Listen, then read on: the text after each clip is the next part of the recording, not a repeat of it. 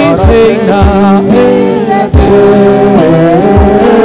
e Senhor. O Senhor esteja convosco. Proclamação do Evangelho de Jesus Cristo, segundo Lucas. Glória a vós, Senhor. Estava chegando o tempo de Jesus ser levado para o céu.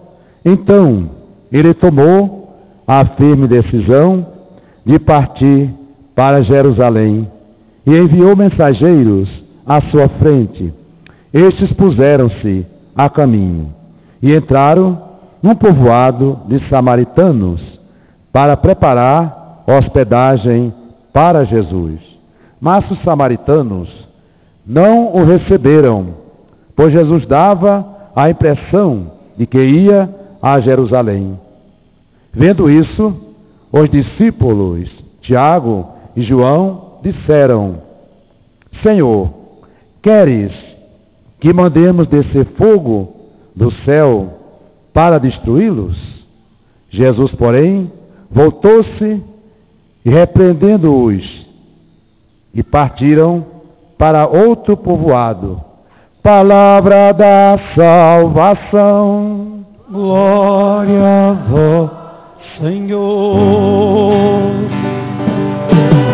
Vive, Ele reina, Ele é Deus e Senhor.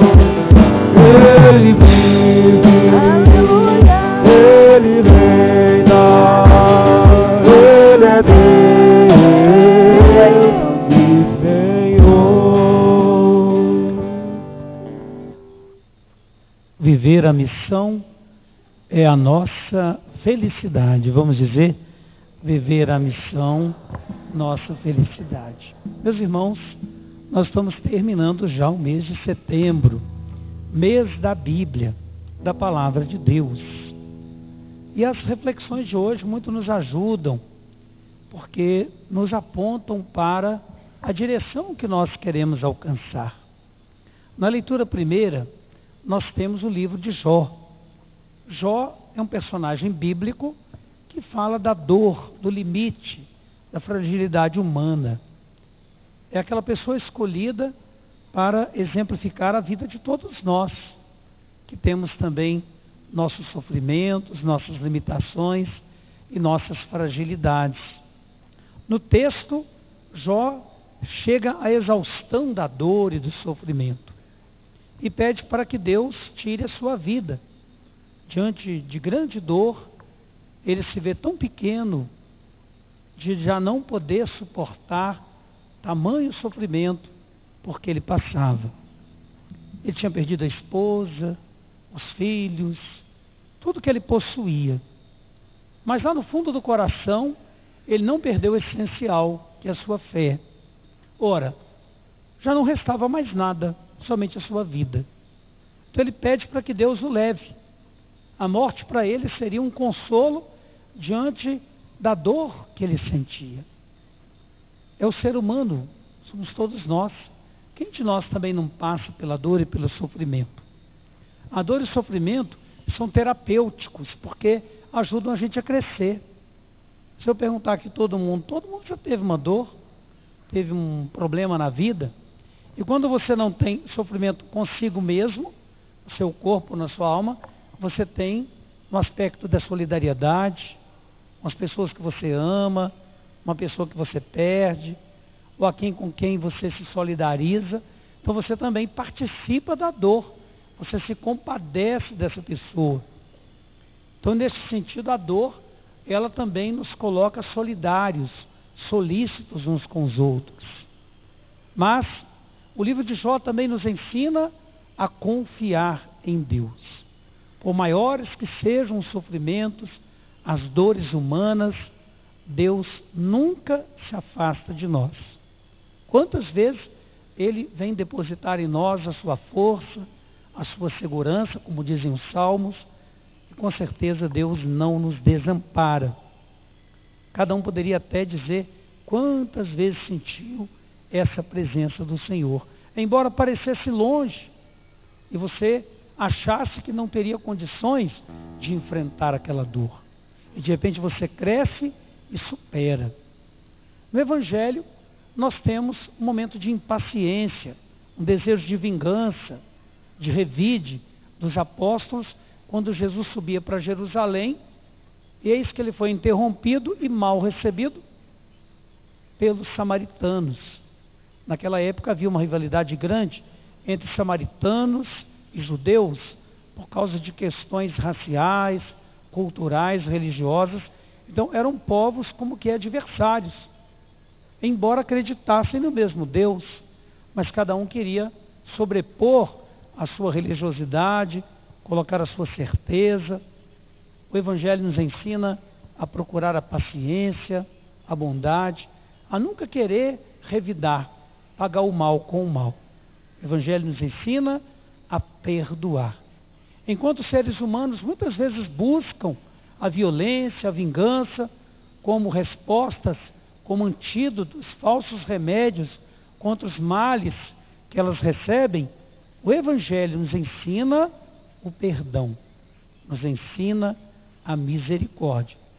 É isso que Jesus diz para os apóstolos, e hoje então a palavra misericórdia nunca foi tão falada pela igreja.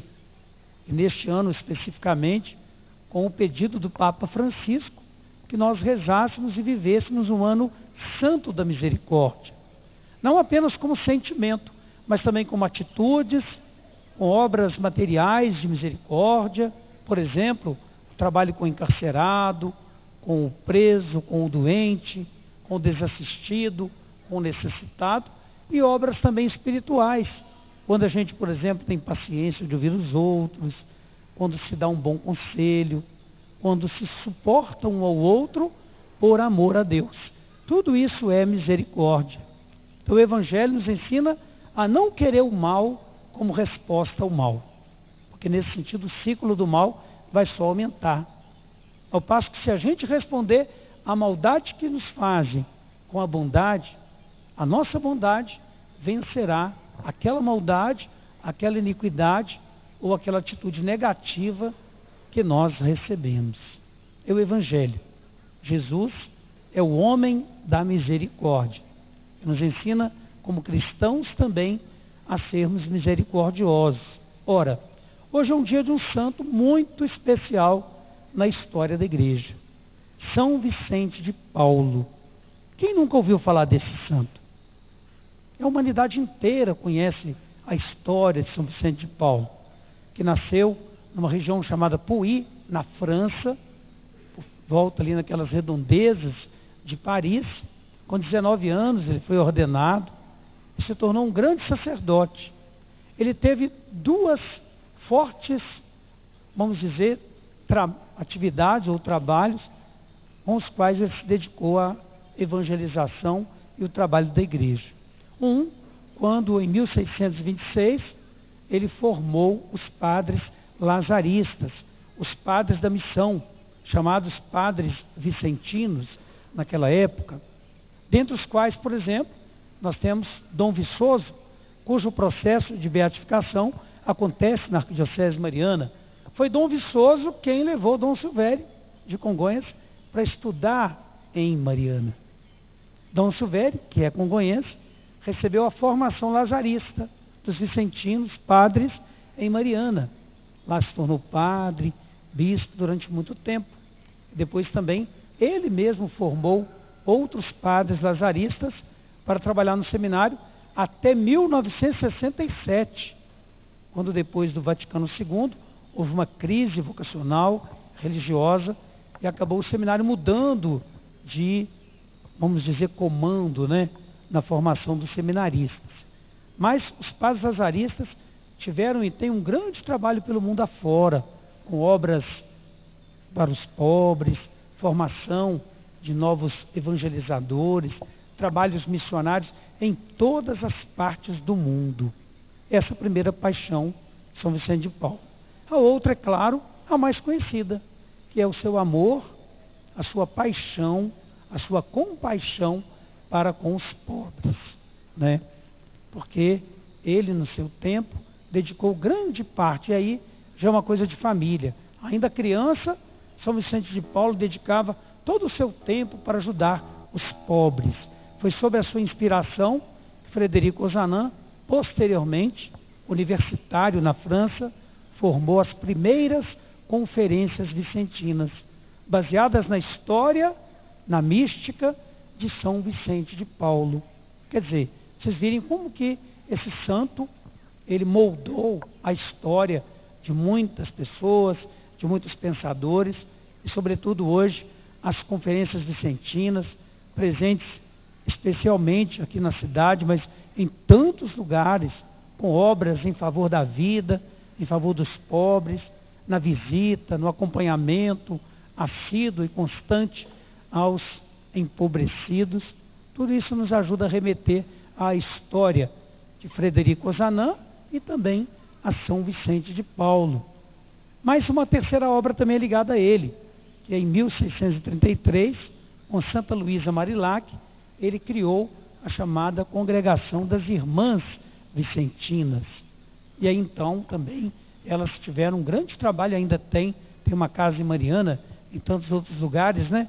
Delas também se originaram outras congregações dedicadas ao Cristo, aos pobres, à educação. Então vejam como é que a história de um homem se desenrola e outros tantos vão seguindo o seu exemplo. Assim é também com cada um de nós. Cada um de nós também é chamado a ocupar o seu tempo de maneira positiva. E, sobretudo, amando a Deus e amando os pobres. Vivendo e vencendo toda a impaciência pela qual passaram também os apóstolos, porque quem pratica o amor, quem vive a caridade, vê Deus nos pobres.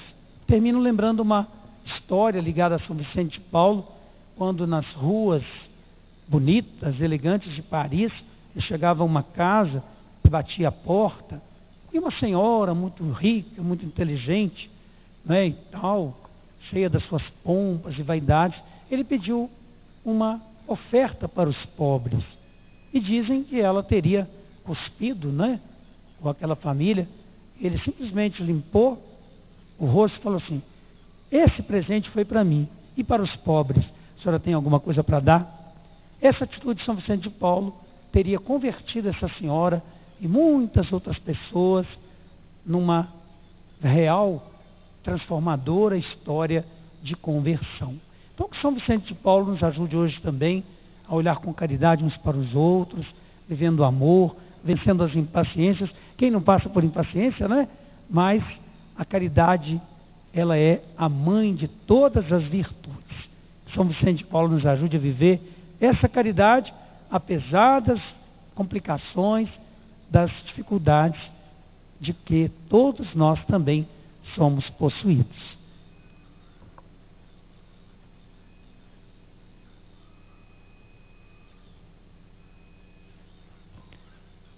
Ó Deus Todo-Poderoso, que a história de São Vicente de Paulo edifique nossa igreja e o mundo para o amor.